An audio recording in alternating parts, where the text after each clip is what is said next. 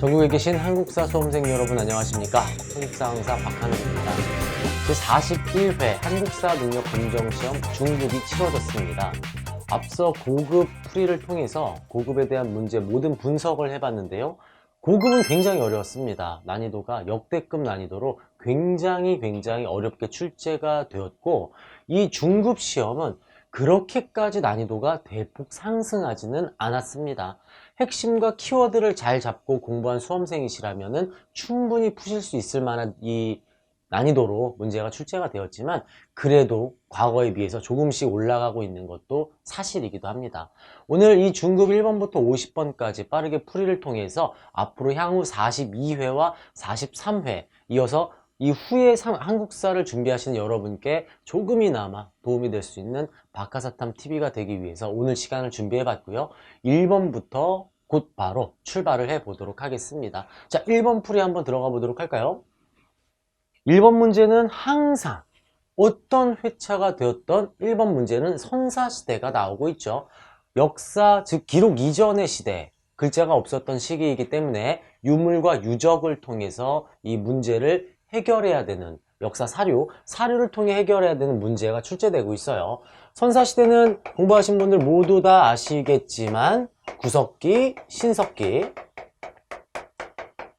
청동기, 철기 이렇게 이어지고 있죠.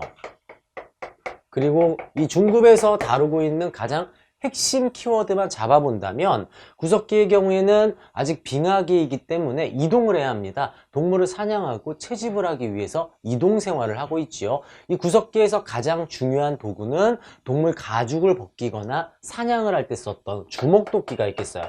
거의 가장 하이라이트 유물이 이 주먹도끼가 되겠습니다.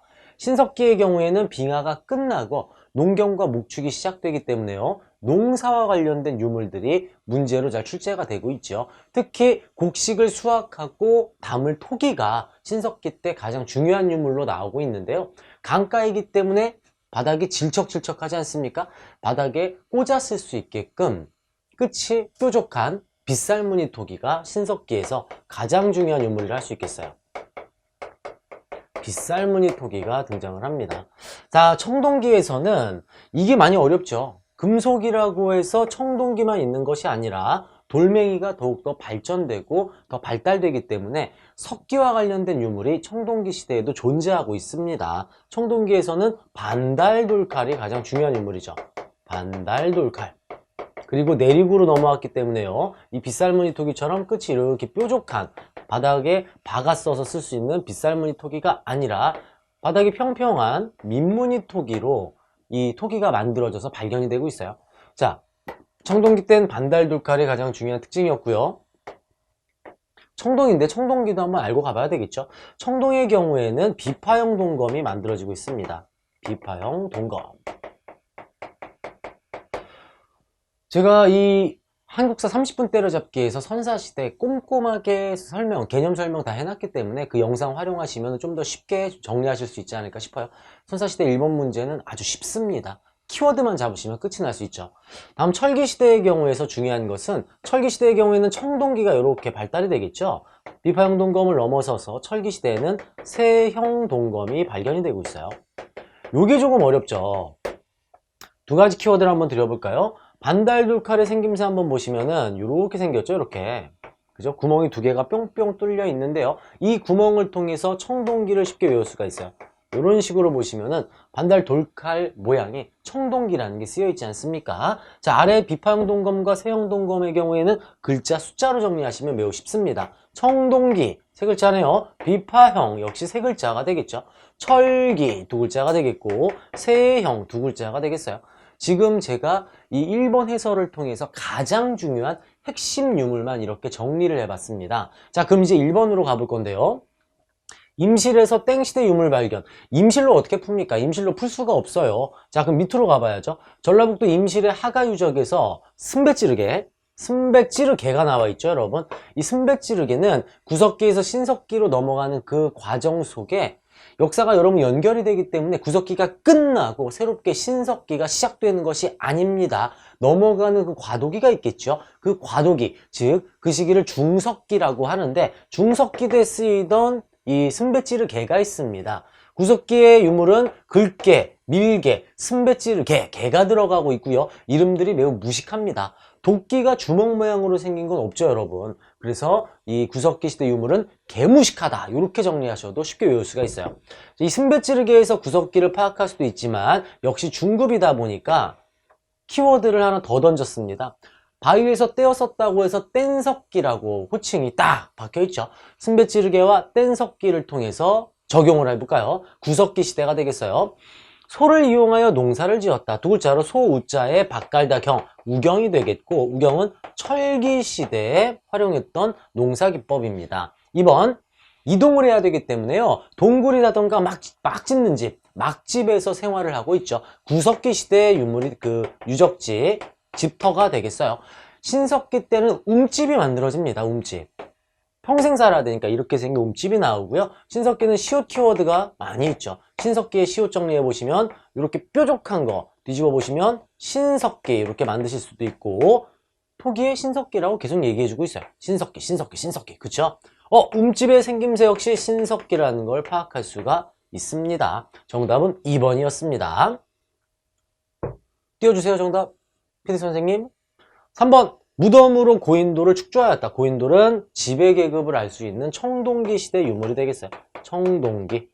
반달 돌칼 여기 있죠, 여러분. 반달 돌칼 청동기가 되겠고요. 거푸집을 활용하여, 이 거푸집은 우리 한반도에서 독자적으로 청동을 담는 틀입니다. 비파형 동검을 제작하였다. 비파형 청동기, 청동기 시대 유물이 되겠습니다. 쉽게 출제를 했던 1번 문제가 되겠어요. 다음 2번 문제로 한번 가볼까요? 밑줄근 이 나라에 대한 설명으로 옳은 것을 찾아보도록 하겠습니다. 10월 3일은 개천절이야. 여러분도 알고 계시는 하늘이 열린 날, 개천절. 이 개천절을 10월 3일 날 한 이유가 있어요. 10월은 수학의 기쁨을 맞이하는 굉장히 중요한 달입니다. 추석 역시 음력 9월 15일, 정리할게요. 음력 8월 15일로 대부분 10월 달에 이 추석 명절이 들어가 있죠. 양력으로는 이제 10월 달이 되겠는데요. 이 10월 달은 추석의 이 의미를 가지고 있는 중요한 달이고, 우리 민족은 과거부터 숫자 3이라는 것을 좋아하기 때문에 단군을 숭배하는 대종교에서 10월 3일을 하늘이 열린 날, 개천절이라고 명명했습니다. 단군한검이 이 나라를 건국한 것을 기리는 뜻이라고 합니다. 단군한검이 세운 나라 어디입니까? 이 나라는 고조선이 되겠네요. 고조선. 고조선은 단군조선으로 시작을 하죠. 기원전 2333년에 만들어진 고조선은 시간이 지나다가 중국에서 무리를 끌고 들어온 위만에 의해서 멸망을 하고요. 위만조선으로 이어집니다. 이때는 청동기를 바탕으로 시작을 하다가요. 이 단군조선의 끝자락 부왕, 준왕, 요 준왕 때 철기를 처음으로 수용하게 되죠. 그리고 위만조선 때 철기를 본격적으로 수용을 하고, 그리고 밑에 있는 진국과 중국 한나라 사이에서 중개무역으로 부를 축적했던 것으로도 알려지고 있습니다. 단군조선의 이 생활 모습은 두 가지를 통해 파악할 수가 있죠. 삼국유사에 담겨져 있는 단군 신화, 고조선이 어떻게 건국이 됐는지, 단군한검이 어떻게 만들어졌는지 이 삼국유사를 통해 알 수가 있고요. 또 하나는 중국 역사서 한서를 통해 고조선 8조법을 파악해 볼 수도 있습니다. 자, 고조선과 관련된 문제 1번부터 가볼게요.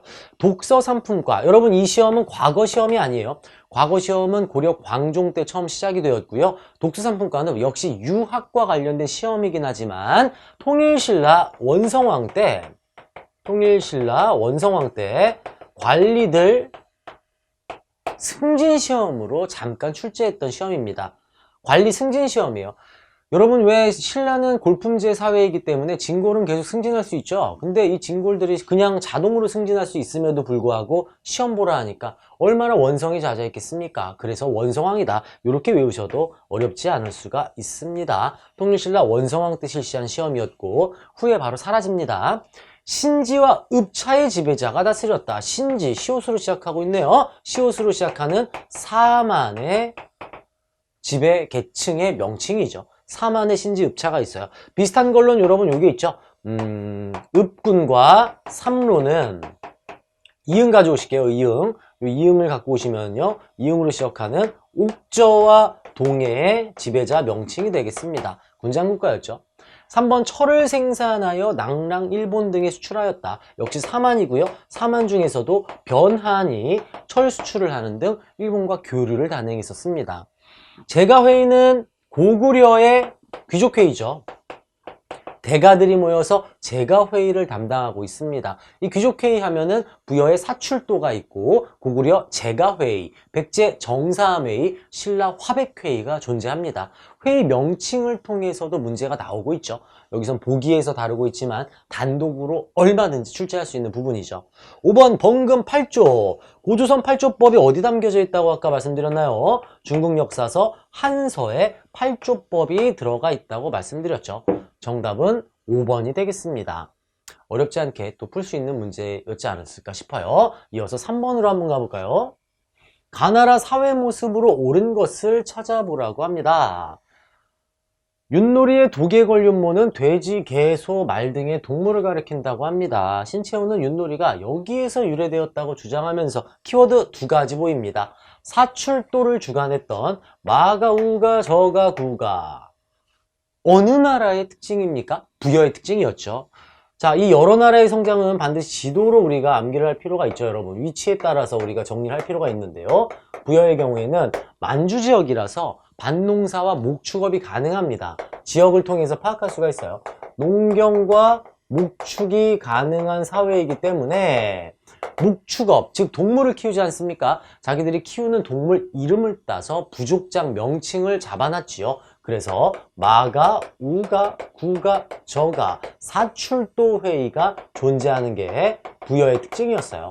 바로 옆에 중국 한 군현의 하나인 현도의 영향을 받아서 연맹왕국으로 시작하고 일책 12법 등 선진 문화를 가지고 있던 게 부여의 특징이 되겠습니다. 사출도뿐이 아니라요, 오부족 연맹체였던 것과 순장의 풍습도 가지고 있고요. 그리고 형사 취수제 풍습을 가지고 있죠. 형이 죽으면 동생이 형수를 취한다. 지금은 상상할 수 없는 일이에요. 동생이 자신의 형의 부인, 즉 형수와 함께 사는 것. 말도 안 되는 풍습이지만 이 당시에는 노동력이 매우 중요시해서 노동력 이탈을 방지하기 위해서 이런 형사취수제 풍습이 있다고도 알려지고 있습니다. 자, 그럼 부여의 특징인데요. 여러분 아파트 메이커 중에 부영아파트라고 있어요. 부영아파트, 부여, 영고. 정답은 바로 1번이 되겠네요. 부여는 영고라는 제천행사를 가지고 있어요. 자, 제천행사만 따로 다시 정리를 해보자면 부여의 경우에는 영고가 12월에 존재하고 있고요.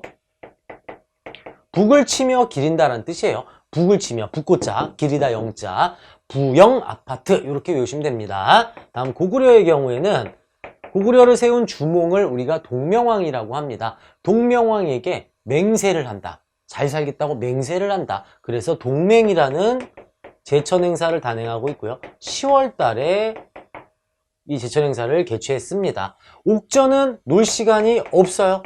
왜죠?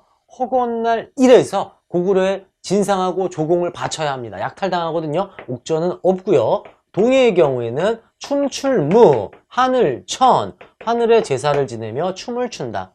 우리는 모두 동무 아닙니까? 동무? 이렇게 또 정리할 수 있죠. 우리는 모두 동무야. 동무.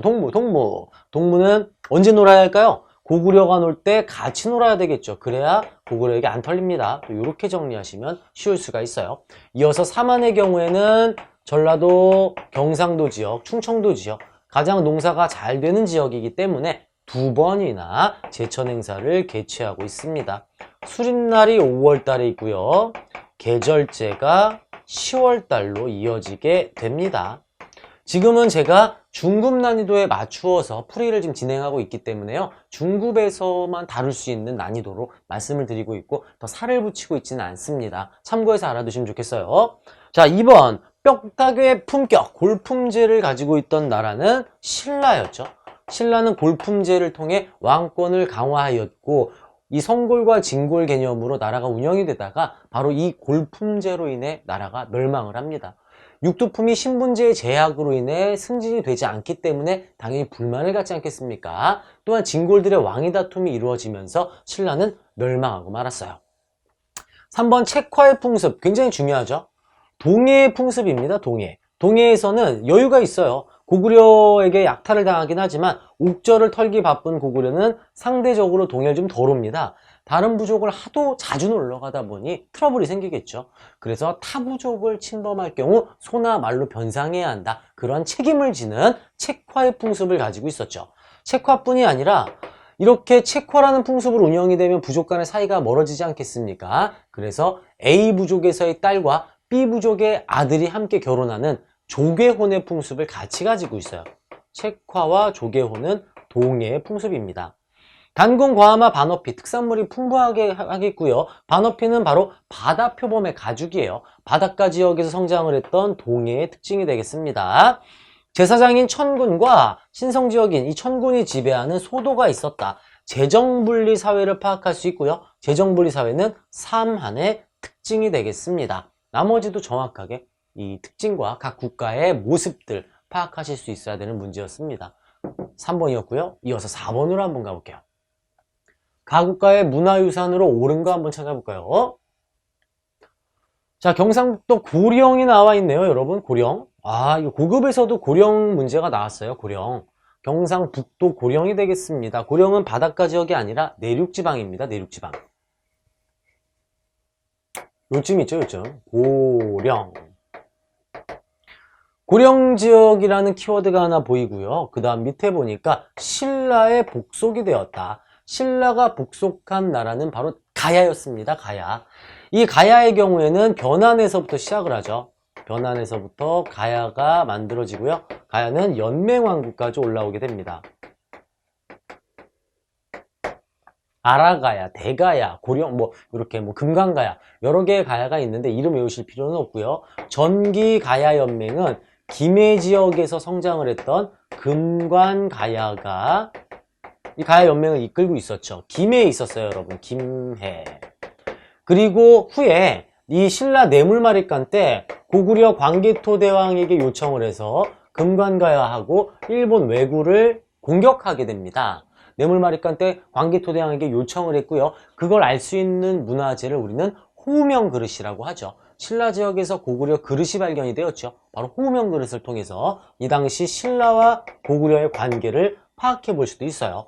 이때 광개토대왕의 공격을 받은 금강가야는 힘이 조금씩 쇠락하게 되었고, 후기 가야는 고령 지역에 있는 내륙 지역에 있어서 광개토대왕의 공격을 받지 않아서 힘을 계속 키울 수가 있었던 고령 지역의 대가야 위주로 후기 가야가 운영이 되기 시작했죠. 하지만 이 가야는 오른쪽에 크게 성장한 신라에 의해서 병합이 되었고요. 금강가야는 버풍왕 때, 그리고 대가야는 진흥왕 때 복속이 되고 말았습니다. 이 문제는 고령이라는 표현과 신라에 복속된 이 표현을 통해서 대가야라는 걸 파악해 볼 수가 있어요. 자, 보기 한번 띄워볼까요? 자, 이 문화유산이 나왔습니다. 1번은 이 백제 근초고왕이 일본 왕에게 하사를 했던 칠지도가 되겠고요. 칠지도. 2번 철이죠, 여러분. 철제 갑옷. 여러분, 아까 제가 사만 중에 변안이 철이 굉장히 풍부했다고 말씀을 드렸는데, 이 변안이 바로 가야로 변신을 합니다. 가야 역시 철이 매우 풍부했고 이렇게 철제 무기를 만들어내기도 했습니다. 2번이 정답이고요. 피디쌤 조금만 빠르게 이렇게 같이 맞춰주세요. 3번, 이게 제가 말씀드렸던 광개토대왕이 내려와서 이 신라를 구원해주고 뇌물마립간을 이렇게 살려줬던 그걸 알 수 있는 문화재가 되겠어요. 호명 그릇이죠. 호명 그릇. 이게 고구려의 제사용품인지 군인들의 밥그릇인지는 여러 의견들이 있지만 고구려 유물에는 분명합니다. 이 바닥이 써 있어요. 광개토대왕 기념 그릇이라고. 4번은 두 분의 부처가 나란히 앉아있다라는 표현의 이불병좌상, 발의 유물이 되겠고요. 여러분, 공부하시는 분들 문화재는 전날에 딱 외우시는 거 알고 계시죠? 시험 보기 전날에 확실하게 숙지해서 적용하시면 되는데 이 정도는 다 아실만한 유물들로 나왔어요. 어렵지 않게 출제됨을 알 수가 있습니다. 5번은 신라 천마총에서 발견된 껴묵거리, 말 배가리개, 즉 안장에 이 말 안장 가죽에 그려져 있는 천마 그림의 그림, 천마도가 되겠습니다. 신라의 문화재가 되겠죠. 가야는 바로 철의 특징으로 문제를 풀 수가 있었습니다. 이어서 5번 가볼까요?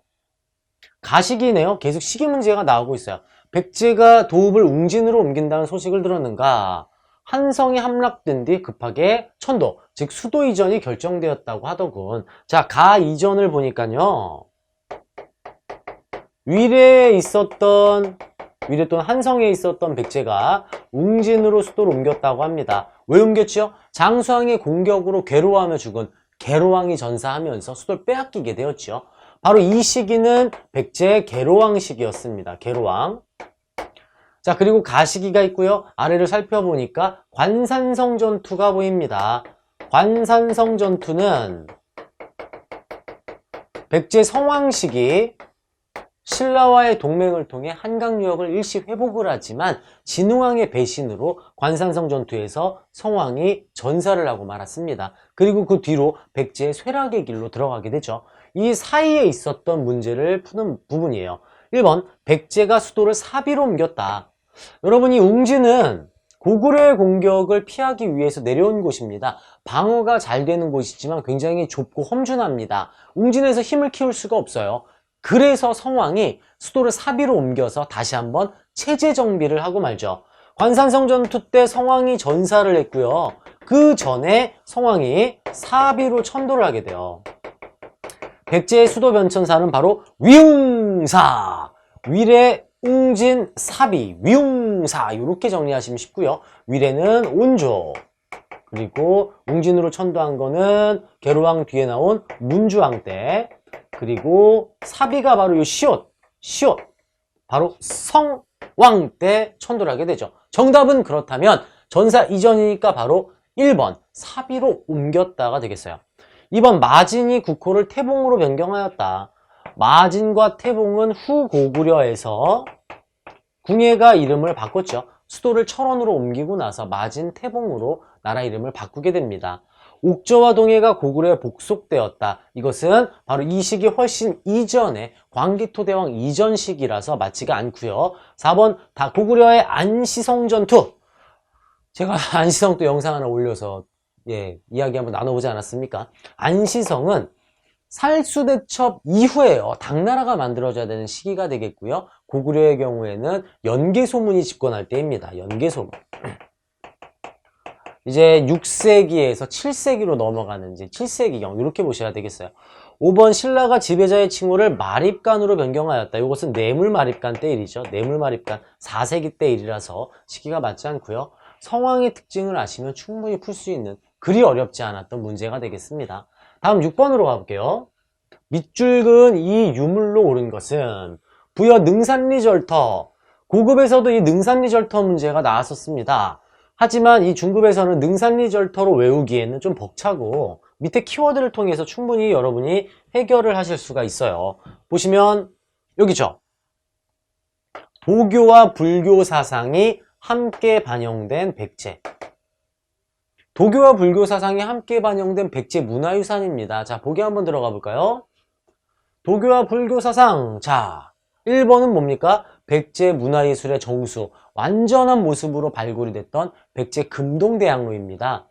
향로라는 것은 부처님께 공양을 드리거나 절에서 행사를 할 때 향을 피우지 않습니까? 불교 이 문화재라는 걸 알 수 있고요. 두 번째, 산입니다. 그리고 위에 상상 속의 동물 봉황이 있죠. 도교의 요소가 결합되어 있네요. 백제 금동대향로가 정답이 되겠습니다. 이번은 고구려의 연가 7년명 열애입상. 연가 7년명 열애입상 어디 거다? 고구려다. 다칠 때 바르는 연고로 외우시면 되겠고요. 이렇게 이렇게 근육이 있는 이 돌사자상, 발의 돌사자상이에요. 발의 돌사자상. 자, 그리고 이제 4번의 경우에는 가야에서 발견된 토기가 되겠고요. 5번은 이 고려의 문화 정수, 고려 상감청자, 정식 명칭은 상감 운학문의 매병이 되겠습니다. 나올 게 또 나온 문화재를 할 수 있겠어요. 여기서는 이제 함정을 파놓지는 않고요. 도교불교라는 쉬운 키워드를 통해서 대부분의 우리 수험생분들이 맞추시지 않았을까 이렇게 보여지고 있습니다. 다음 7번 가볼까요? 다음 자료를 활용한 탐구 주제로 가장 적절한 걸 찾으라고 하네요. 자, 키워드 가볼게요. 유인원, 김범매 이 이름으로 푸시는 거 아니에요. 이것까지 외우면 너무 힘들어지죠. 육군과 수군을 거느리고 바로 여기 백강어기에서 일본의 군사를 상대로 4번 싸워 모두 이기고 그들의 배 400척을 불살랐다. 백강 지역에서 일본과 전투가 벌어졌군요. 밑에 보니까 기벌포라는 표현이 보입니다. 기벌포. 여러분, 백강 전투의 경우에는 백제가 의자왕이 항복을 하고 멸망을 한 뒤에 왜구의 지원과 왜구의 지원이 들어왔지만 나당연합군에 의해서 왜구가 패배하게 됩니다. 그리고 이 기벌포 전투는 민물고기, 수염 달린 물고기 매기 전투로 외우시면 쉬워요. 매소성과 기벌포는 고구려와 백제가 멸망을 한 뒤 신라와 당나라의 한판 승부, 나당 전쟁에 대한 내용이죠. 여러분 이 두 개의 공통점은 무엇입니까? 어떤 시기가 되겠죠? 신라가 백제, 고구려를 차례로 멸망시키고 당나라와 싸우면서 무엇을 완성시킵니까? 삼국 통일을 완성시키는 과정이 나와 있네요. 정답은 2번이었습니다. 어렵지 않았죠? 1번 백제가 평양성을 공격한 것은 4세기 근초고왕 때. 이 근초고왕이 나오려면 고국을 원망하며 주군왕, 고국원왕이라는 호칭이 나온다거나 또는 근초고왕의 특징이었던 요서산 등 규슈로의 진출 또는 일본 왕에게 칠지도를 하사 또는 왕이 부자 상속 이런 표현이 나오면은 근초고왕 1번이 정답이 되겠어요. 3번 수의 고구려 침략 배경의 경우에는 고구려가 먼저 수나라 요서지방을 선제 공격합니다. 요서지방 선제 공격 이런 표현이 나와줘야 3번이 정답이 되겠고요. 4번 가야연맹의 세력 확장 가야연맹이 신라를 공격하는 모습이 나오면 4번이 되겠죠. 뇌물마립간이 이들의 공격으로 인해서 광개토대왕에게 도움을 요청하였다. 이런 자료가 나오면 4번이 될 수 있겠어요. 5번 고구려의 남진정책 추진이 답이 되기 위해서는 장수왕이 나와줘야 되겠고요. 장수왕의 특징인 충주고구려비라던가 한강유역 확보 이런 표현이 나오면 5번이 될 수도 있습니다. 이거는 삼국통일 과정 이 키워드로 충분히 푸실 수 있는 문제 많이들 또 맞추시지 않았을까 싶습니다. 백강전투라던가 매소성 기벌포 전투 나당전쟁까지 파악하고 계셔야 되겠습니다. 다음 8번 가볼게요. 자, 가와 나의 인물을 비교해 볼까요? 뭐 많이 공부하신 분들은 이 그림을 통해 사진은 아니고요. 이 그림을 통해서 인물 바로 찾아내실 수도 있지만 기본적으로 이 아래에 있는 자료를 통해서 이 인물의 특징을 잡아낼 수가 있습니다. 시기별로 우리 한능검 고급 중급 하시는 분들은 반드시 알고 있어야 될 두 명의 인물들. 먼저 통일신라 시대에는 원효대사와 의상에 대해서 비교할 줄 아셔야 됩니다. 원효 의상. 그리고 고려 시대에서는 의천과 진울에 대해서 구분할 줄 알고 계셔야 되고요. 조선시대에는 숭유억불 정책으로 유명한 스님들이 등장하지는 않고 성리학자들이 만들어지죠. 성리학자. 만들어진다는 표현도 좀 이상하네요. 성리학자들이 등장을 하고 중요하게 출제를 하고 있습니다. 자, 그럼 조선의 경우에는 퇴계 이황 선생과 그리고 율곡 이이 이렇게 두 명의 인물이 또 등장을 하고 있어요.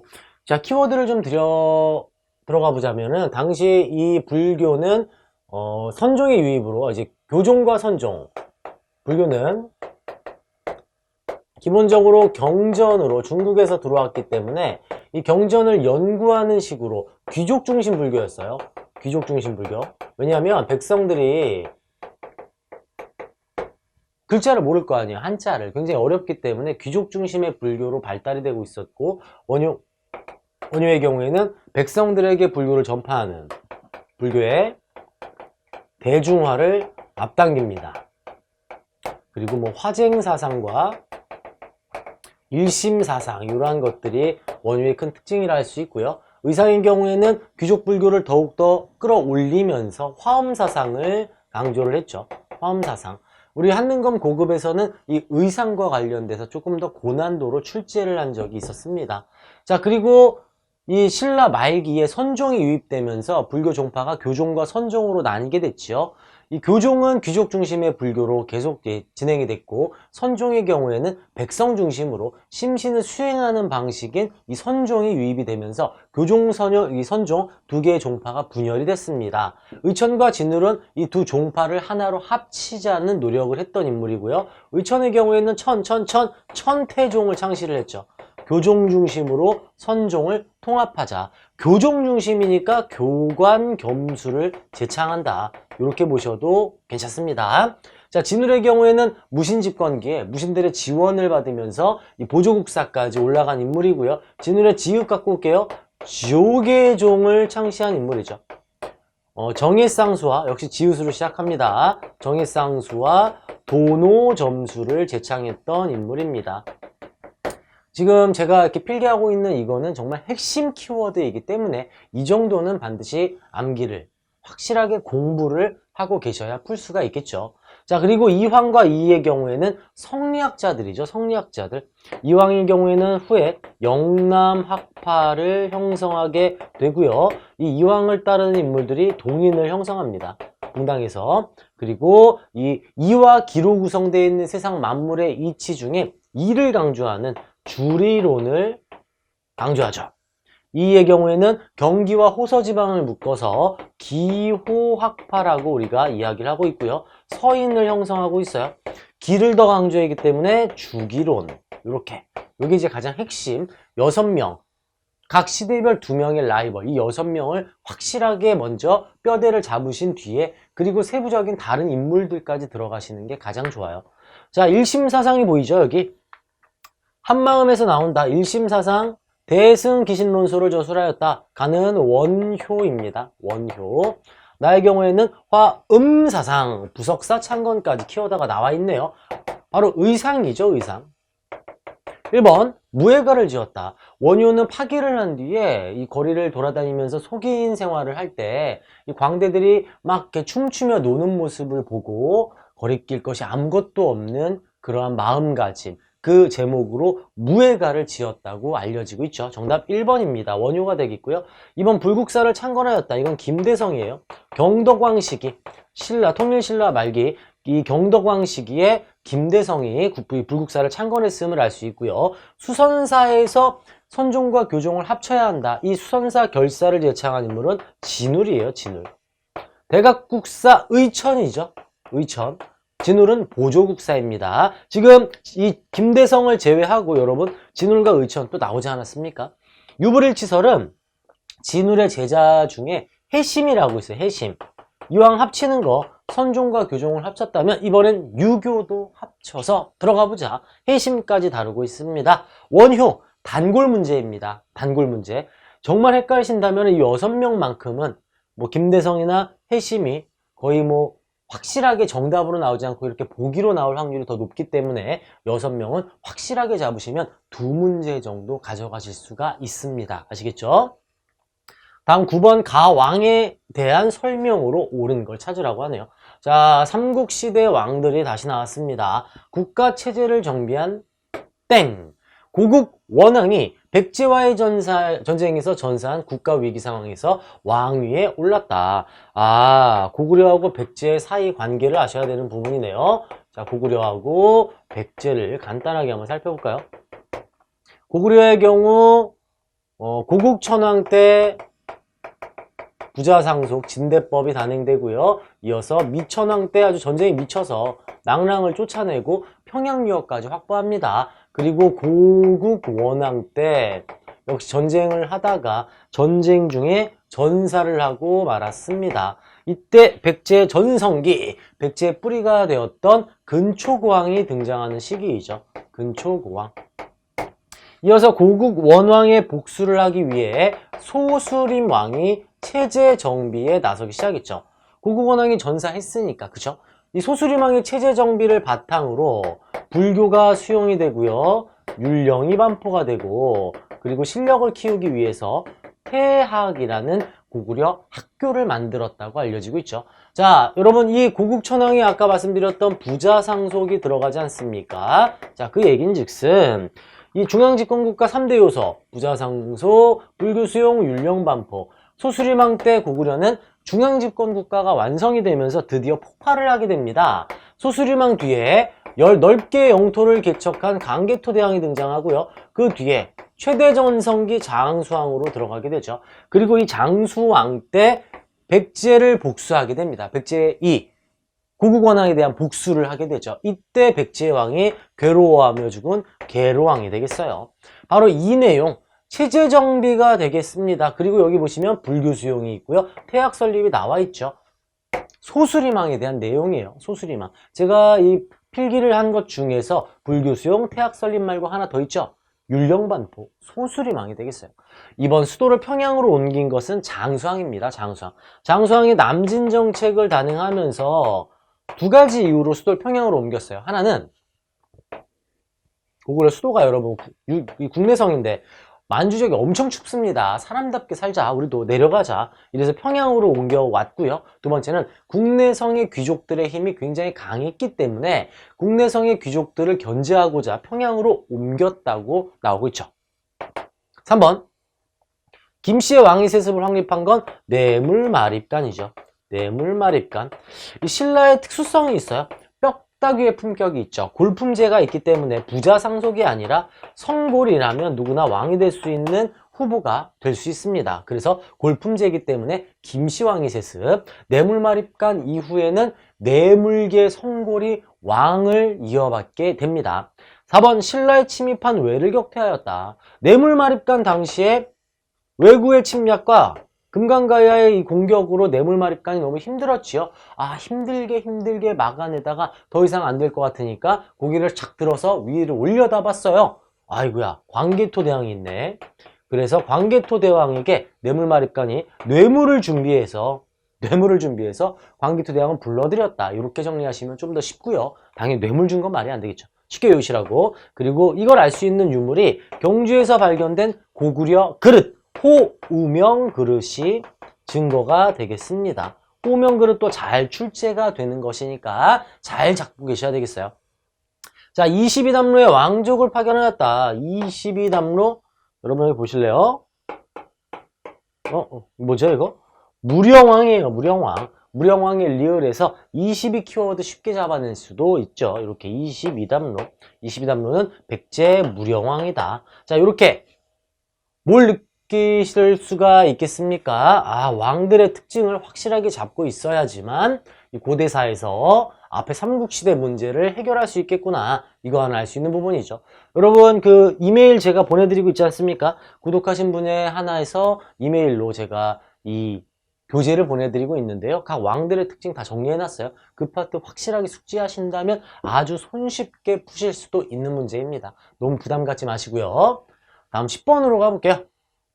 가국가에 대한 설명으로 옳은 것은 한능검에서 반드시 출제하는 그 국가 발해입니다. 발해. 발해에 대한 문제가 나와 있네요. 발해. 발해를 제가 어디서 파악했을까요? 키워드가 나오는 것 같아요. 정당상을 총괄하는 대내상을 맡고 있다. 우리는 삼성과 육부의 골격으로 운영되고 있다. 발해는 당나라의 관제였던 삼성 육부를 받아들여서 독자적으로 운영을 합니다. 유교식 명칭을 쓰고 있죠. 그죠? 유교식 명칭. 원래는 이호 예병 형공 이러한 중국식 제도로 중국식 관직으로 이 직책으로 중국식 부서 이름으로 이제 진행을 해야 되는데 발해 스타일로 이름을 바꿔 나갔습니다. 자, 즉 발해 삼성육부 정당성에서 찾아낼 수가 있는데 발해에는 4명의 왕들이 있죠. 발해를 건국한 대조왕, 대조영, 고왕, 그리고 무왕, 문왕, 선왕 이렇게 이어집니다. 쉽게 생각해 보시면 돼요. 왕 이름에서 키워드 잡으시면 쉽게 우리가 뼈대를 잡을 수가 있어요. 누가 제일 싸움을 잘했을까요? 싸움 다 잘했겠네요. 아, 적대관계였구나. 당나라 신라와 적대관계. 계속해서 싸우면서 영토를 확장했겠구나. 이거 하나 알 수 있겠네요. 다음 문물을 수용하고 친선관계에 들어간 건 누굴까요? 문물 수용, 문왕이 되겠죠. 여기는 뭐다? 친선관계, 문물 수용이다. 자, 그러면 전성기는 언제일까요? 전성기 선왕이죠. 해동성국으로 불리게 되었다. 앞에 대조영은 제가 말씀 안 드려도 아시지 않습니까? 발해를 세운 사람이죠. 이렇게 키워드 잡고 살 붙여서 공부하시면 정말 쉽게 푸실 수가 있습니다. 자, 1번 가볼게요. 기인제도를 실시하였다. 기인제도는 지방 호족들, 즉 지방에서 힘 키우는 사람들이 반란을 일으키는 것을 막기 위해 지방 귀족의 아들을, 즉 지방 호족의 아들을 수도로 데리고 와서 인질로 삼고 있는 제도가 기인제도입니다. 이 기인제도하고 비슷한 것으로는 상수리제도가 있어요. 하나는 고려시대고 하나는 신라시대의 제도입니다. 이거 헷갈리죠? 선생님의 자음 키워드 있지 않습니까? 기인은 기역으로 시작하고요. 상수리는 시옷으로 시작하네요. 기역으로 시작하는 나라, 고려시대 거예요. 상수리 시옷으로 시작하죠. 시옷으로 시작하는 나라, 신라가 있네요. 이렇게 보시면 어떨까 싶습니다. 정말 쉽죠?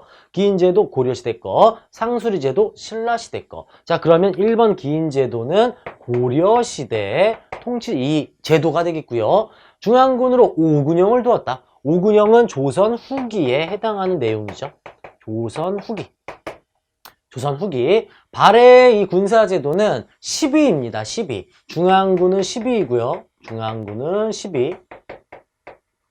이걸 단독으로 절대 출제하지 않아요. 이렇게까지 어렵게 나오진 않습니다. 중급에서. 그리고 지방군은 독자적으로 운영을 합니다. 독자 운영. 독자적으로 운영하는 이유가 무엇이냐면 발해를 구성하고 있는 게 고구려가 10%, 지배계층, 피지배계층이 말가린이죠. 말가린. 말가린은 유목민족이고요. 그쵸? 통제하기가 좀 어렵지 않겠습니까? 독자적으로 지킬 수 있게 독자 운영을 했었다. 이렇게 보시면 되겠어요. 나당연합군의 공격으로 멸망한 것은 고구려와 백제가 되겠고요. 해동성국 여기 있네요. 굉장히 쉽게 나온 문제가 되겠어요. 구주우소경, 구만 보면 무조건 신라 찾으시면 되겠습니다. 통치체제 이 지방행정을 9개로 나누고 큰 도시 5개, 우소경을 설치한 나라는 신라에 대한 내용이었죠. 정답은 발해 4번이 되겠습니다. 10번 문제 발해 반드시 출제하니까 뼈대 잡으시고 공부하시기 바랍니다. 다음 11번 가볼까요? 다음 퀴즈의 정답으로 옳은 것은 또 재밌는 문제가 하나 나왔어요. 대놓고 부서 이름 나왔네요. 이런 것도 땡큐죠. 공부하신 분들 그냥 바로 시간 버는 문제죠, 이거. 자, 고려의 독자적인 정치기구 나와 있습니다. 고려 겁니다. 자, 고려는 이성 6부로 운영이 되고 있고요. 독자적인 회의기구, 도병마사, 그리고 식목, 도감으로 운영이 되죠. 2단계, 중서문화성과 중추원의 고위 관료로 구성되어 있다. 중서문화성은 귀족들의 최고회의기구고요. 중추원은 왕의 비서기구입니다. 즉 귀족 대표하고 왕 대표가 함께 논의한다. 귀족 왕권과 신권의 조화를 꾀하기도 하면서 고려의 독자적으로 운영된 회의기구 도병마사 식목도감에 대한 내용이죠. 이 도병마사 식목도감은 중서문화성의 제신이 직책이에요. 그리고 중추원의 추밀이 함께 회의를 한다고 해서 앞에만 이름 따면 제추회의라고도 합니다. 제추회의. 자, 3단계 국방 및 군사 문제 나와 있어요. 여기서 여러분 딱 느낌 오지 않습니까? 국방과 관련된 건 군사 병자가 들어가야 되겠죠. 이게 바로 도병마사 5번 국방회의기구, 고려의 독자적인 회의기구가 되겠어요. 자, 1번 도방은 무신정권기, 고려시대 무신정권기 사병집단이죠. 사병집단. 경대승이 만든 이 도방은 최충원 때 확대가 됩니다. 도방. 자, 그리고 경시서는 서울의 시장을 감독하는 부서입니다. 고려시대 서울시장 감독부서 경시서를 두어서 물가 조절도 하고 감독을 했다고 알려지고 있어요. 어사대 암행의사 출두야. 암행의사가 뭐합니까? 비리 감찰하잖아요. 고려시대 관리들의 비리를 감찰하던 어사대가 있고요. 홍문관은 시대가 맞지 않죠. 조선시대 왕의 자문기구입니다. 세자의 교육을 담당한다거나 경연을 주관하는 홍문관은 조선시대 통치체제에 들어가야 되겠죠. 다음 12번 가보자. 다음 대화에 나타난 제도가 시행된 국가의 경제 상황으로 옳은 것은 이번에 새로운 토지제도가 시행된다고 하네. 자, 토지제도 한번 정리해볼까요, 여러분?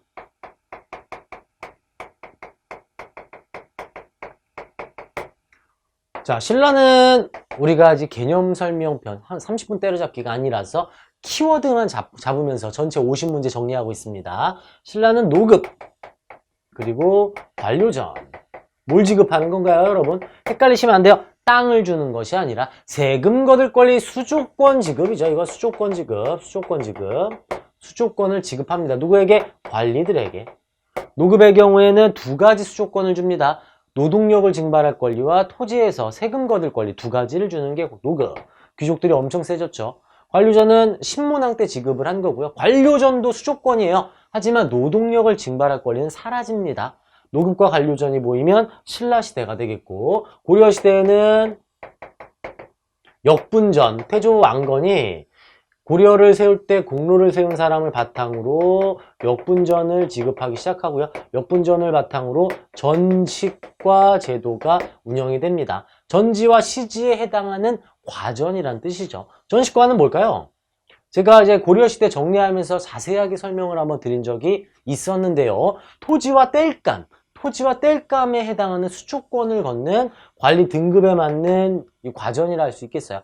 이 종류로는 이 고위관리에게 지급하는 공음전, 하급관리에게 지급하는 구분전, 그리고 관직에 오르지 못한 자에게 지급하는 한인전, 군인들에게 지급하는 군인전, 스님에게 지급하는 사원전 등이 있습니다. 이게 고려는 역분전과 전식과 보시면 보실 수가 있고요. 뭐 당연히 여러분 고급으로 들어가면 전식과를 좀 더 나눠서 들어가요. 시정전식과 경정전식과 그리고 정정할게요. 시정전식과 개정전식과 경정전식과 요거는 이 고급에서 충분히 다루는 문제입니다. 이어서 조선시대는 태조 이성계가 과전법을 단행했고요. 이게 이제 직전법, 세조 때 현직관리에게만 수조권을 지급하는 직전법이 되었다가 성종 때 관청에서 걷어서 관리에게 지급하는 관수관급제로 바뀌게 되죠. 그리고 후기에는 1결당 오직 4두만 거둘 수 있게 영정법으로 바뀌게 되었죠. 이 단어들만큼 정확히 정리하신다면은 문제 또 푸실 수가 있겠습니다. 자, 1번 보면은 관직 복무에 대한 대가로 지급한다. 뭘 준다? 전식과. 여기 나와 있잖아요. 전식과라고 나와 있잖아요. 전식과. 세금 거둘 권리, 수조권을 지급하는 개념이고요. 전식과는 언제입니까? 고려시대에 대한 내용이군요. 자, 1번. 일본의 요청으로 세계항구가 개항된 건 조선 전기가 되겠어요. 조선시대가 되겠고요. 고려시대에는 항구를 열어주고 뭐 닫고 이런 건 아니고 국제무역항 병란도가 존재하죠. 고려시대는 뭐가 있다? 병란도가 있다. 신라엔 뭐가 있죠? 울산항이 있죠. 울산항. 그죠? 조선시대는 4대 교린 정책, 뭐 다 알고 계신 내용이지 않을까 싶어요. 2번, 병란도 여기 있네요. 고려시대는 병란도가 국제무역항으로 번성을 했고요. 상품작물이 재배된 것은 조선에서도 후기입니다. 조선 후기. 모내기법의 발달, 그리고 상품작물 재배가 이루어진 원인은 굉장히 중요하죠. 뒤에 가면 또 나올 거예요. 대동법 때문에 상품작물이 또 재배가 되기 시작합니다. 대동법. 청해진을 중심으로 해상무역이 전개된 것은 통일신라 장보고. 시장을 감독하기 위해 동시전. 자, 동쪽에, 즉 궁궐 동쪽에 동시전을 설치했다는 뜻입니다. 시장을 감독하기 위해 동쪽에 설치했다. 통일신라. 신라시대요, 신라. 신라시대 때 동시전을 설치하게 됐죠. 자, 정답은 2번 고려시대 문제였습니다. 이어서 13번 가볼게요. 다음 사건에 대한 탐구활동으로 가장 적절한 거 찾으래요. 자, 키워드 노트 한번 찾아볼까요? 아주 또 익숙한 이름들이 보이는 것 같은데요. 노비들이 변란을 모의하였다. 한국사에서 노비들이 변란을 모의한 사건. 그리고 밑에 보니까 최충원이란 이름이 나와 있죠. 최충원의 노비였던 만적이 신분해방을 주장했던 만적의 신분해방 운동, 고려 무신집권기에 있었던 일이죠. 고려 무신집권기 초기에는 이제 인물이 이렇게 나오죠, 여러분. 정중부, 그리고 이의방으로 시작해야죠, 여러분. 이의방, 정중부, 경대승, 이의민. 그리고 이제 초기 혼란기가 계속되다가 이제 최씨 안정기로 들어갑니다. 최충원, 최우, 최항, 그리고 최의까지 이렇게 쭉 이어지는데, 요 이의민이가 노비 출신 대장군이에요. 노비 출신으로 대장군이 된다는 것은 한 가지를 알 수 있죠. 고려시대는 능력을 굉장히 중요하게 생각했군요. 신분의 이동이 어느 정도 가능했다는 걸 알 수 있고요. 이의민이가 노비 출신으로 대장군까지 오르게 되자 최충원의 노비였던 만적이가 반란을 일으켜버려요. 만적의 신분해방 운동이 일어나게 되죠. 바로 그 내용이 나와 있습니다. 고려 무신집권기에 해당하는 내용을 찾으시면 되겠어요. 진대법은 고구려의 하늘처럼 떠받든 왕 고국천왕이에요. 백성들에게 곡식을 빌려주고 갚아라. 고국천왕이 되겠고요. 고려시대에는 이 진대법이 아니라 왕건의 흑창이 나와주면 되겠네요. 고려에는 뭐가 있다? 흑창이 있다. 그리고 흑창이 후에 나라 이름을 의창으로 바꾸게 됩니다. 흑창에서 의창으로 바뀌어요. 임술농민봉기는 이 고려가 아니라 조선 후기 철종 시기에 일어난 농민봉기입니다. 자, 농민봉기도 잘 알고 계셔야 됩니다. 신라 시대에는 원종의 뇌난, 적고적의 난, 고려 시대에는 이 무신집권기에 일어났던 망이망소이의 난, 효심김삼이의 난이 있고요. 조선 후기에는 홍경래의 난, 그리고 임술농민봉기로 이어지게 됩니다. 농민봉기도 시대별로 구분을 할 줄 알아야 되겠죠. 3번 천리장성은 두 번 지어집니다. 한 번은 고구려가 당나라의 침략을 대비하기 위해서 천리장성을 만들었고요. 두 번째 고려는 거란의 침략을 막기 위해서 천리장성을 쌓게 됐어요. 자, 천리장성이니까 고려시대까지는 맞는데 뒤에 보니까 그 배경에 대해 살펴본대요. 고려는 왜 만들었다? 거란의 침략을 막기 위해서 천리장성을 만들었다. 함정이 들어가 있는 거죠. 시대는 맞지만 배경이 다르다. 이거는 지금 요 이의미잖아요. 이의미. 그죠? 무신집권기에 발생한 봉기에 대해 조사한다. 바로 무신집권기 정답 4번 찾아낼 수 있고요. 5번 신라 말기 호족들이 성장하게 된 계기는 지방에 대한 통제력이 약화됐어요. 왜? 진골들이 중앙 경주에서 이 당시 금성에서 왕위 다툼만 계속하기 때문에 지방에 대한 통제를 하지 못하게 되었고 그 틈을 타서 호족들이 이렇게 힘을 키우기 시작합니다. 진골들의 왕위 다툼이 나와줘야 되겠죠. 다툼이다 보니까 또 보기로 오답으로 하나 이렇게 함정을 파놨다. 이렇게 볼 수가 있겠네요. 정답은 4번이었어요. 자, 14번 가볼까요? 사이시기. 헷갈리는 거 나왔습니다. 사이시기 문제. 한국사의 꽃이죠. 가장 어렵기도 한 이 사이시기 문제 한번 가볼게요. 거란군이 귀주를 통과하자 강감찬이 보이네요. 강감찬의 귀주대첩이 나와 있습니다. 거란의 3차 침략이 되겠어요. 거란의 3차 침략. 누구다? 강감찬의 귀주대첩이다.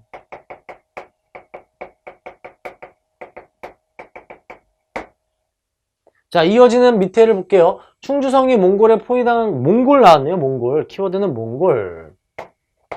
자, 몽골의 침략이 있고요. 김윤우가 처인성 전투를 지금 단행하고 있는 내용 나와 있어요. 몽골의 침략. 자, 이 사이엔 누가 있어야 될까요, 여러분? 여진족이 들어가야죠. 거란 그리고 여진.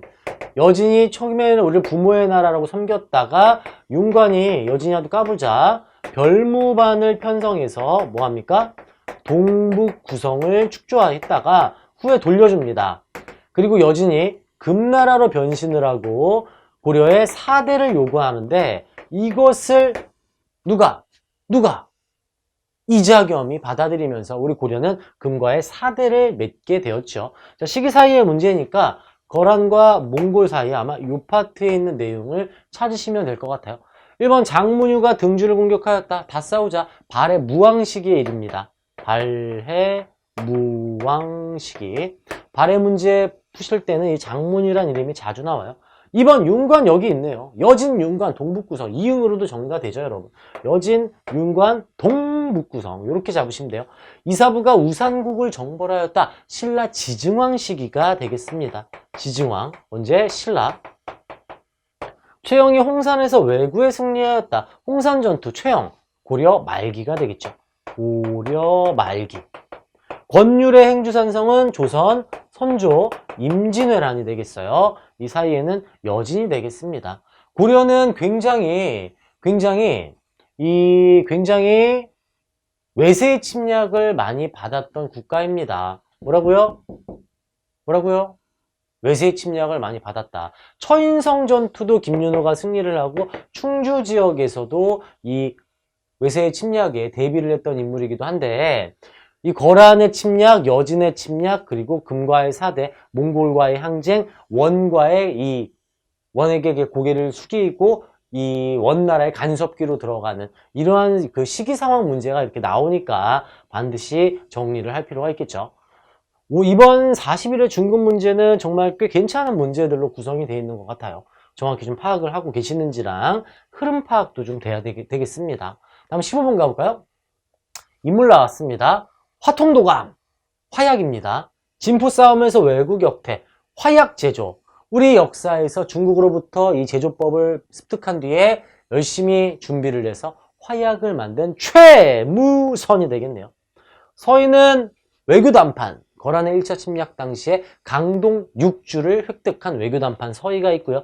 양규는 이 거란의 2차 침략의 명분이 되었던 이 강조의 정변을 구실로 목종이 폐위되고 현종이 즉위를 하게 되는데 그걸 구실로 거란이 2차 침략을 단행해요. 이때 선전을 했던 장군이 양규 장군입니다. 중국에서는 양규 장군을 단독으로 출제하기에는 조금 힘들어요. 어렵죠, 좀. 정중부, 경대승, 아까 누구였어요? 무신집권기잖아. 무신집권. 척준경은 재밌는 인물이죠. 이자겸과 같은 시대의 인물. 고려시대 우리 역사를 통틀어 소드마스터예요. 소드마스터. 윤관의 부하로 이름을 알리다가 권력을 후약 잡아버리고 이자겸의 난을 진압하는 인물이기도 합니다. 척준경 굉장히 재밌어요. 다음 최무선이 화통도감 5번이었죠. 다음 16번 가볼게요. 다음 가상뉴스에서 보도하고 있는 사건이 일어난 시기를 연표해서 옳게 골라라. 묘청의 서경천도 운동이 일어나고 있네요. 현재 김부식이 이끄는 관군이 진압에 힘쓰고 있다. 자, 고려의 이 흐름을 좀 살펴보시면은 고려는 문벌귀족 사회부터 시작을 하죠. 공음정과 음서제를 바탕으로 문벌귀족 사회가 흘러가다가 마지막에 이자겸의 난과 묘청의 서경천도 운동으로 흔들리기 시작합니다. 결국 무신정변을 통해 무신집권기로 이어지고 무신집권기도 이 몽골의 침략으로 인해서 무너지게 되죠. 그리고 원나라와 가까웠던 친원파 권문세족 시기로 넘어가게 돼요. 요 흐름은 반드시 잡고 계셔야 되는 부분이고 묘청의 서경천도 운동은 왜 일어났죠? 이때 이 사이에 이 여진족이 만든 금나라가 사대를 요구했죠. 이거 받아들이자가 문벌귀족 이자겸, 개경파였고요. 절대 안 된다. 싸우자가 묘청의 서경파였습니다. 아주 쉽죠? 이자겸에 난 이어서 묘청의 서경천도 운동이 돼야 되겠어요. 자, 여기까지는 뭐다? 문벌귀족 사회다. 문벌귀족 사회. 그리고 여기까지는 무신집권기. 그리고 여기서는 원간섭기. 이렇게 보시면 되겠습니다. 3단계로 이렇게 나누어서 볼 수 있죠. 쌍성총관부를 탈환한 인물은 고려 공민왕이 되기도 합니다. 공민왕도 굉장히 잘 출제하니까 공민왕의 특징 아시죠? 전민변정도감 설치, 신동등용. 정동행성 혁파, 쌍성총관부 탈환, 그리고 과거제를 통해 지방 향리를 끌어들여서 권문세족을 견제한다. 그 향리가 바로 고려를 멸망시키는 신진사대부였습니다. 아시죠? 다음 17번 가볼게요. 다음 가상 인터뷰에 등장하는 왕의 업적으로 옳은 것은 자, 고려의 왕들은 여러분 중급 정도에서는 6명만 공부하시면 쉽게 하실 수 있어요. 먼저 태조, 나라를 세웠고 고려 광종, 그리고 비트완성 성종, 그리고 이자겸의 난이 있었던 인종, 그리고 원간섭계 충실이조왕, 개혁정치 공민왕 이렇게 6명으로 충분히 가능합니다. 자, 쌍기의 권위를 받아들여서 과거제를 처음 실시한 왕은 광종이죠. 광종은요 이렇게 기억 갖고 와서 광종의 기억으로 정리하실 수 있어요. 다 같이 한번 따라해 보실까요? 왕권 강화 광종 아시겠죠? 왕권 강화 광종. 왕권을 강화하기 위해서 광종은 과거제를 단행했고요. 불법으로 노비가 된 사람들을 풀어주기 위해 노비가 아닌 사람을 검사한다. 노비 안검법. 그리고 스스로 황제 호칭을 쓰면서 연호를 제정합니다. 연호 이름 역시 광덕 준풍이었어요. 기억이 쏟아지지 않습니까? 과거제, 노비안, 검법, 칭제, 건원, 광덕, 준풍. 뭐 굳이 하나 더 얘기하자면 공복제정까지. 한국사는 키워드입니다. 이해를 하신 뒤에 외워야 되는데 쉽게 외우는 이 키워드를 잘 잡으셔야 계속해서 오랫동안 기억에 남을 수 있어요. 광종은 이 기억으로 정리하시면 잊혀지지가 않을 수 있겠죠. 쌍기의 권위래요. 쌍기역. 여기에 과거. 이것도 얼마나 쉽습니까? 그쵸? 쌍기역의 과거 연결시키실 수 있어요. 자, 호패법은 조선 전기 태종 이방원에 대한 특징이고요. 후삼국을 통일하였다. 후삼국 통일은 고려 왕건이죠. 고려 왕건. 사군육진을 개척한 것은 현재 우리나라 영토를 만든 세종대왕의 업적이고요. 여기 나와 있네요. 노비안 건법.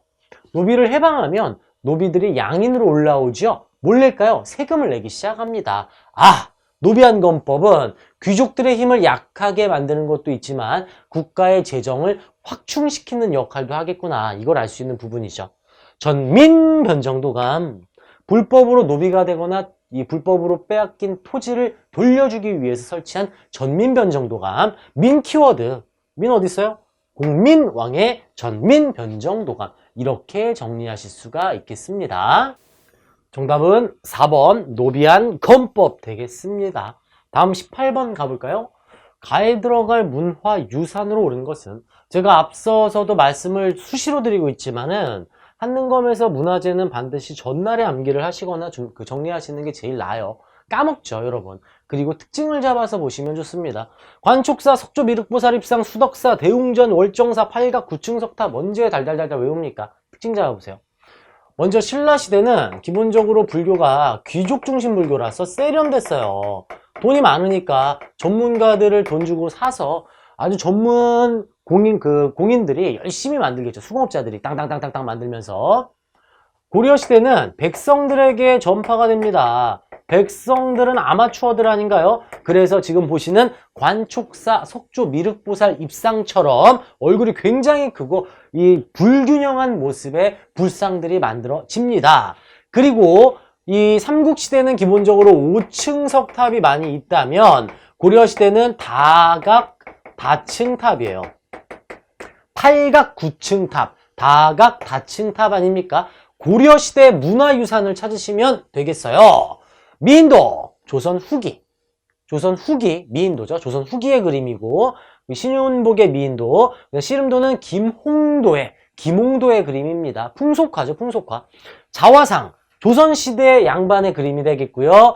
이거 이제 굉장히 재밌어요. 직접 이렇게 정면을 응시하면서 이렇게 보는 그 그림은 별로 없습니다. 그리고 고사관수도 조선전기 양반들의 이 풍류라던가 사색이 잠겨있는 모습, 강의 안에 고사관수도 중간에 이렇게 쉬고 있죠. 사색이 잠겨있는 양반의 모습을 볼 수 있고, 5번 수월관음도 부처님 아닙니까? 부처를 강조한 건 신라 고려시대잖아요. 조선시대는 이렇게 불화가 거의 없습니다. 고려시대는 바로 5번 수월관음도를 찾을 수가 있겠습니다. 5번이 정답이었죠.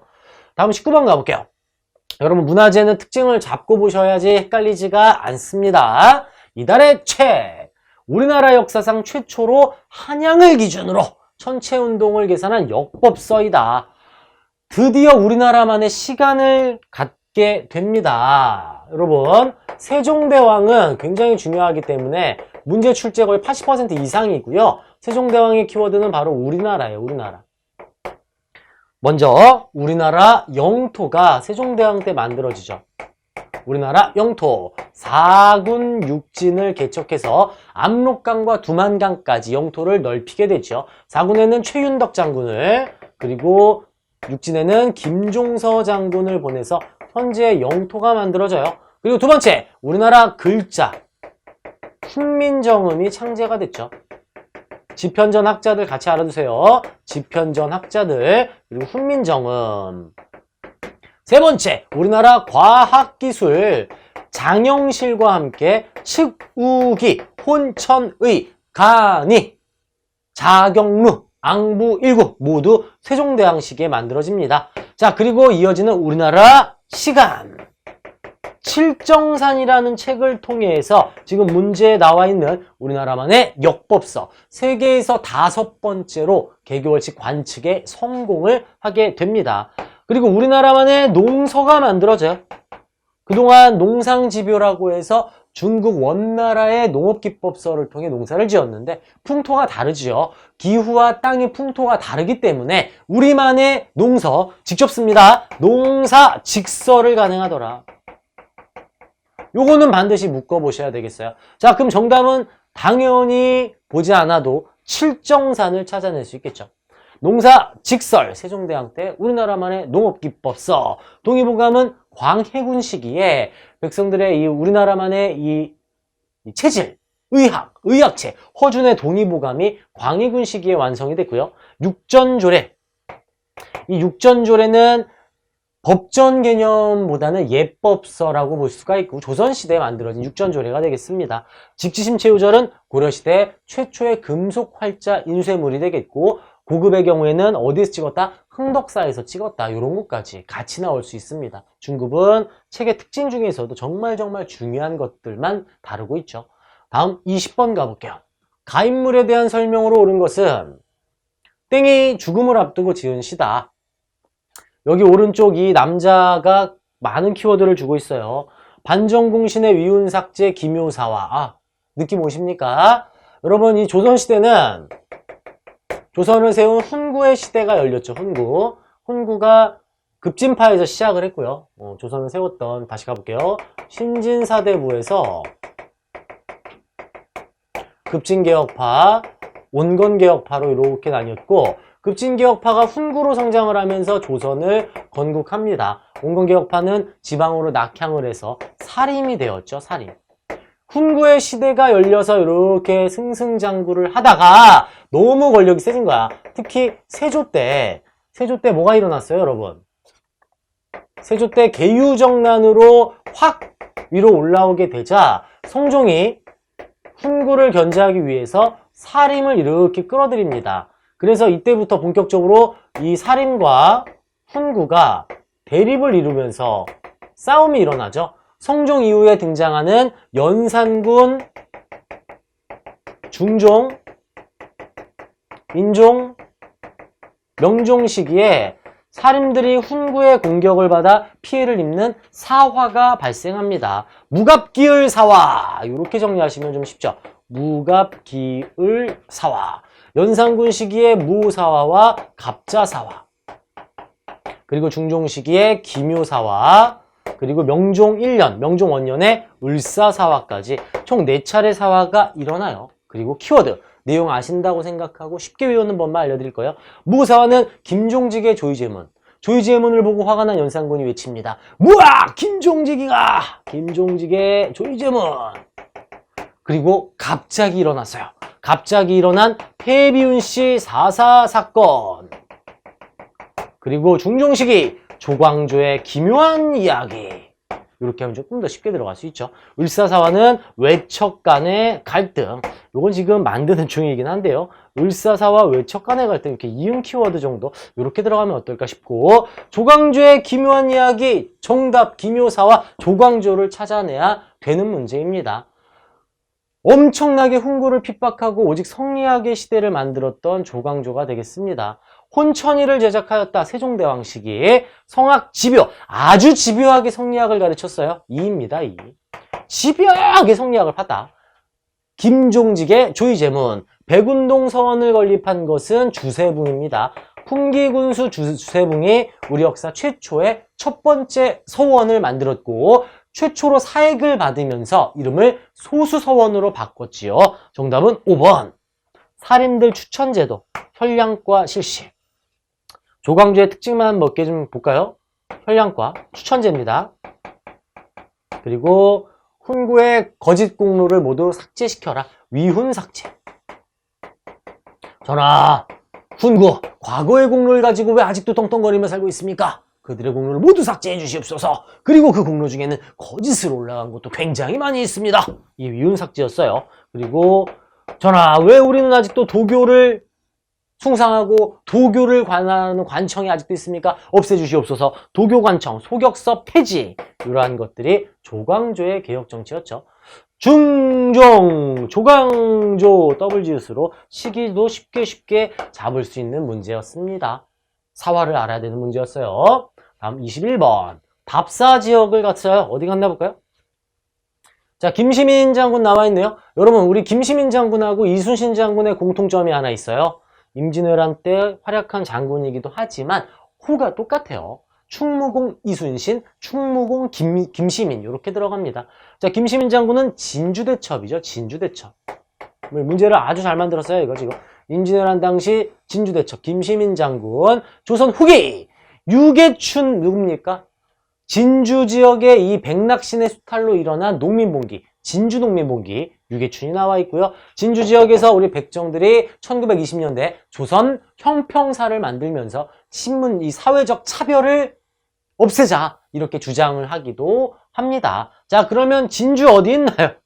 문제, 네, 이거 너무 또 적나라하게 대놓고 나왔네요. 그냥 진주 이렇게 문제 냈습니다. 자, 1번이 정답이 되기 위해서는 인천 상륙작전 또는 뭐라고 할까요? 강화도 조약 때 한국해양. 공주가 정답이 되기 위해서는 백제에서 공주니까요. 웅진천도, 웅진. 뭐 무령왕이 이제 활동했던 지역이라든가 또는 2차 동학농민운동 당시에 전봉준이 패배했던 우금치 전투 지역, 공주 지역이 되겠고요. 전주가 정답이 되려면 뭐 1차 동학농민운동 당시에 점령한 지역, 전주가 될 수 있겠죠. 경주는 뭐 신라수도, 신라와 관련되면 경주를 찾아낼 수 있겠어요. 정답은 4번이었습니다. 이어서 22번으로 가볼게요. 가에 해당하는 제도로 옳은 것은 박납의 폐단. 박납이 뭐죠, 여러분? 박납은 특산물을 내야 하는데 특산물을 중앙경복궁에서 할당을 해버려요. 아, 이때는 이제 경복궁이 없으니까 창덕궁에서 내시오 이래버려요. 문제는 강원도 지역이라고 해서 농사 짓는 사람에게 물고기를 내라고 할당을 합니다. 물고기를 어디서 구해와? 힘들죠. 아, 큰일 났다. 이때 이 대신 납부해주는 사람이 등장합니다. 박납이 바로 특산물을 대신 납부해주고 막대한 이득을 취하는 개념이에요. 이 박납은 즉 공납으로 인해서 특산물을 내는 것 때문에 생긴 폐단이 되겠습니다. 그러자 광해군이 자, 이제 앞으로 특산물 대신에 동전과 쌀로 내시오. 대신에 동전과 쌀로 내시오. 대동법이 되겠죠. 굉장히 중요합니다. 이 대동법으로 인해서 관청이라던가 궁궐에서 특산물을 걷지 않게 되다 보니까 궁궐과 관청 앞에 특산물, 즉 야채라던가 뭐 이런 고기라던가 이런 것들을 판매하는 시전상인들이 들어오게 되죠. 상품 화폐 경제가 발달을 하게 돼요. 굉장히 중요한 부분이에요. 대동법. 광해군 때 경기도 지역에 처음 시작이 되고 전국으로 확산되는 데는 이제 숙종 때까지 가야 돼요. 100년 정도의 시간이 걸리게 됩니다. 1번 균역법은 영조가 군포를 한 필로 균등하게 줄여주겠다. 균등하게 역을 한 필로 줄여주겠다. 균역법은 영조. 영정법은 조선 인조 시기에 조세 있죠. 토지세. 토지세를 1결당 4두로 영원히 고정시키겠다. 영원히 고정시키겠다. 인조 시기에 뭐다? 조세에 해당하는 제도가 되겠죠. 직전법은 세조. 조선 전기 세조 때 현직 관리만 세금을 걷게 해라. 수조권을 현직 관리에게만 지급하는 제도를 직전법이라고 하죠. 호포법은 흥선대원군. 양반에게도 세금을 부과하는 호포법 또는 호포제가 되겠어요. 대동법 굉장히 중요합니다. 90% 이상 매번 출제를 하는 부분이니까 대동법 많이 또 공부하셨을 거라 믿고 23번 가볼게요. 밑줄근 이 전쟁 중에 있었던 사실로 옳은 것은 심양일기에 대해 소개해 주시기 바랍니다. 심양일기가 나와 있네요. 이 심양일기는 이 전쟁의 결과 청해 볼모로 잡혀간 소현세자 일행이 심양 중국에서 겪은 일을 정리한 것입니다. 청해 볼모로 잡혀간 소현세자 키워드가 되겠죠. 조선시대에 큰 전쟁이 3번이 있습니다. 임진왜란이 있고요. 그리고 정묘란이 있고요. 그리고 병자호란이 있어요. 뭐 여러분 아시다시피 임진왜란은 이제 왜구의 침략이었고요. 일본. 정묘호란은 여진족이 만주족으로 성장을 하고 만주족이 형제관계를 요구하며 들어왔죠. 후금의 침략이었습니다. 그리고 후금이 나라 이름을 청으로 바꾸고 군신관계를 요구하며 쳐들어온 게 병자호란이었죠.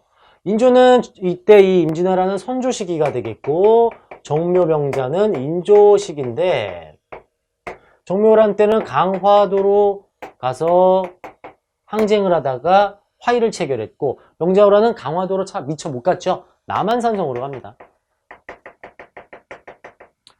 병자호란 1번 삼별초의 항쟁은 고려 무신집권기, 몽골과의 항쟁이 되겠죠. 황룡사 구축목탑이 소실된 것도 몽골의 공격으로 붙었어요. 3번 정답이고요. 4번 신립이 귀신씨였나봐. 미친 짓을 했죠. 충주 지역에서 배수의 진을 펼치고 황금대에서 전투를 벌이고 전멸을 합니다. 임진왜란 때 이야기죠. 수군의 명량, 신에게는 아직 12척의 배가 남아있습니다. 우리 이순신 장군 임진왜란에 대한 내용입니다. 병자호란 자만산성 정답 3번이었어요. 다음 24번 가볼게요. 밑줄근 이 인물에 대한 설명으로 옳은 거 찾으래요. 금석관록은 이 인물이 지은 책입니다.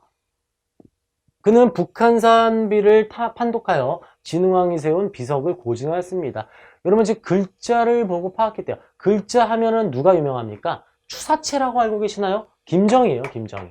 추사 김정희 선생이 금석관록을 통해 진흥왕이 직접 순행해서 만든 비석이다. 진흥왕 순수비라는 것을 밝혀냈죠. 조선 후기 김정희 추사체 1번 정답이네요.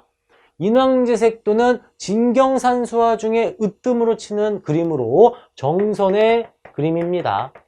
북하기를 쓴 건 조선 후기 중상학파, 재물은 마르지 않는 샘물과 같다. 소비 촉진을 주장했던 박제가에 해당하는 내용이고요. 사상의학. 선생님은 소음인 같아요. 소음인, 소양인, 태양인, 태음인. 사람 체질에 맞게 의학을 정리했던 이재마가 되겠습니다. 태양인 이재마. 대동여지도를 제작한 건 여러분 다 아시는 김정호가 되겠네요. 추사 김정희 조금 난이도가 있는 문제였어요. 박제가가 좀 많이 나오는 편인데 김정희를 단독으로 출제를 하면서 변별력을 조금 올린 문제라 할 수 있겠습니다. 다음 25번 가볼게요.